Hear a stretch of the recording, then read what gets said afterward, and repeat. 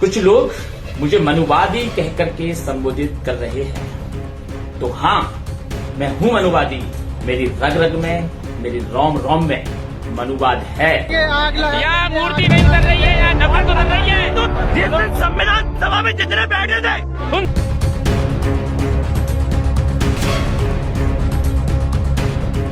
साथियों नमस्कार, जय भीम।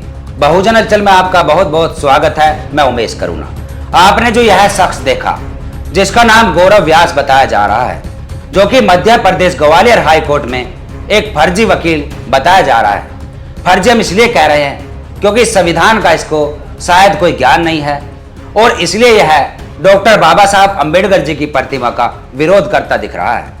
जो वहां एक बड़ा आंदोलन हो रहा है, उस आंदोलन में शुरू से लेकर अब तक यह वकील यानी फर्जी वकील डॉक्टर बाबा साहब अंबेडकर जी की प्रतिमा स्थापित करने में सबसे बड़ा रोड़ा लगाता दिख रहा है। हम आपको बता दें कि यह गौरव व्यास नाम का फर्जी वकील, जो कि डॉक्टर बाबा साहब अंबेडकर जी की प्रतिमा का विरोध करने के साथ साथ आज यह उस घोर जातिवादी मनु महाराज की तारीफ में कसीदे पड़ रहा है और कह रहा है कि हाँ, मैं मनुवादी हूं, मैं मनु की संतान हूं, और मनु के संविधान को यह अपने आप में एक बड़ा ऊंचा बता रहा है। कह रहा है कि मनु का ही संविधान, जो मनु का विधान है, उसी से पूरा संसार चलता है। लोगों को उसको समझना चाहिए। कुछ लोग मुझे मनुवादी कह करके संबोधित कर रहे हैं, तो हाँ, मैं हूं मनुवादी, मैं हूं सनातनी।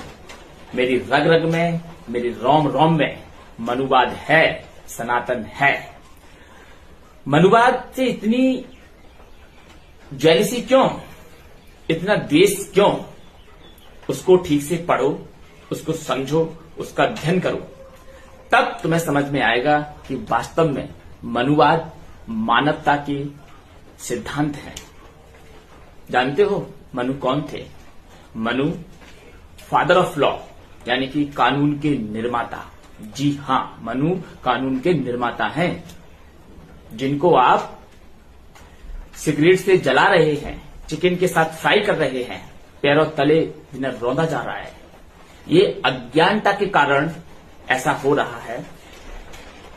कभी आपने अगर जूरिस्प्रूडेंस पढ़ा हो, विधि शास्त्र, तो विधि शास्त्र में सोर्स ऑफ लॉ की बात की जाती है कि लॉ का सोर्स क्या है, आखिर कानून कहां से। हम आपको बता दें कि यह मनु के उस संविधान को, उस मनु स्मृति को यह कह रहा है कि लोग उससे सिगरेट जलाते हैं, उसको अपने पैरों में रौंदते हैं, यहां तक कि उसके ऊपर चिकन फ्राई भी करते दिखे, और यह कह रहा है कि वह सब बहुत गलत है, लेकिन मनु स्मृति जो कि भारत के अंदर लागू होनी चाहिए, ऐसा इसका मानना है। हम आपको बता दें कि मनु स्मृति से इसको इतना प्रेम क्यों है, क्योंकि मनु स्मृति में इनके पक्ष में ही सारी बातें लिखी हुई है। मनु स्मृति यह कह रहा है कि उसको सभी को पढ़ना चाहिए। मनु स्मृति की अच्छाइयां यह गिनाने की यहां पर कोशिश कर रहा है। मनु स्मृति जो कि एक बहुल्य आबादी और महिलाओं के खिलाफ है, और इसीलिए डॉक्टर बाबा साहब अंबेडकर जी ने उस घोर जातिवादी मनु स्मृति का दहन किया था। मनु स्मृति के अंदर, जिसके अंदर 4 वर्णों में मनुष्य को विभाजित किया गया, ब्राह्मण, क्षत्रिय, वैश्य, शूद्र। ब्राह्मण, क्षत्रिय, वैश्य, इन तीनों को विभिन्न विभिन्न अधिकार दिए गए, और जिसमें शूद्र है उनको हर हक अधिकारों से वंचित रखा गया, जिसमें कि महिलाओं को तो पैरों की जूती तक बताया गया, जिसमें कि जो आज के SC, ST, OBC है, उनको धन रखने से, उनको शिक्षा ग्रहण करने से, उनको संपत्ति ग्रहण करने से, सभी हक अधिकारों से वंचित रखा गया। और आज यह इसलिए उस मनु स्मृति का गुणगान कर रहा है, इसलिए यह चाहता है कि आज भी वही दौर आ जाए कि एक विशेष वर्ग यानी ब्राह्मण, क्षत्रिय, वैश्य, उन्हीं के पक्ष में वह मनु स्मृति लागू हो जाए। वहीं हम आपको बताते हैं कि कहते हैं कि कीड़ा कीड़ा होता है, उस कीड़े की यदि अच्छाई या उसकी बुराई गिनवाई जाए तो समय व्यर्थ करना उसमें होगा, क्योंकि कुछ लोग कहते हैं कि मनु स्मृति को सबसे पहले पढ़ना चाहिए, उसकी अच्छाइयों को देखना चाहिए, लेकिन जो उसके अंदर बुराइयां है, बुराइयों से ही बात खत्म हो जाती है। यदि कोई कहता कि इस कीड़े के अंदर अच्छाइयां गिनवाइए, लेकिन वह कीड़ा है, चाहे नाली का हो, चाहे रेंगने वाला हो, चाहे वह कुएं का कीड़ा हो। कीड़ा कीड़ा होता है, वैसे ही मनुस्मृति एक अपने आप में घोर जातिवादी मानसिकता को दर्शाती है, इसलिए हम उसको कीड़ा साबित करते हैं। उसको बेफजूल समय व्यर्थ करना उसमें बेकार होगा।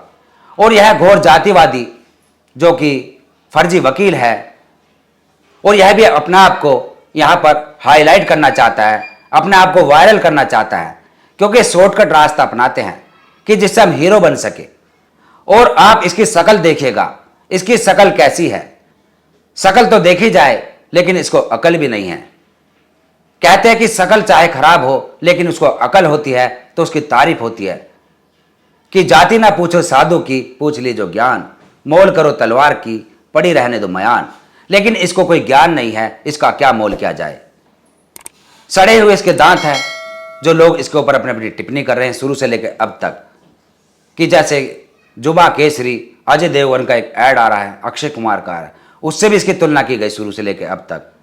और ऐसे वकीलों को मुंह तोड़ जवाब देना चाहिए, इनको सबक सिखाना चाहिए, जो कि मनुस्मृति आज भी देश के अंदर लागू करना चाहते हैं।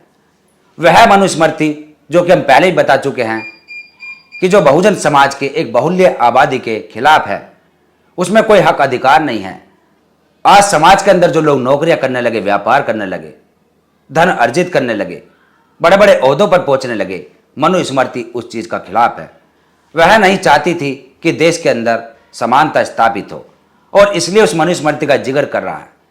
इनका कहना होता है कि जिस प्रकार से आज देश में सिस्टम चल रहा है कि कोई लोग कुछ काम करते हैं तो कोई लोग कुछ काम करते हैं, कि मनुस्मृति भी उसी बात को स्थापित करती थी कि कुछ लोगों को कार्य बांट दिया गया था, किसी को कोई कार्य करना है लेकिन किसी को कोई, लेकिन वह जन्म के साथ तय हो जाता था, जन्म के साथ ही उस कार्य पर एक अधिकार हो जाता था। लेकिन आज संविधान के दौर में जन्म के साथ कोई कार्य नहीं करता, उसका अपना हक होता है, अपना अधिकार होता है।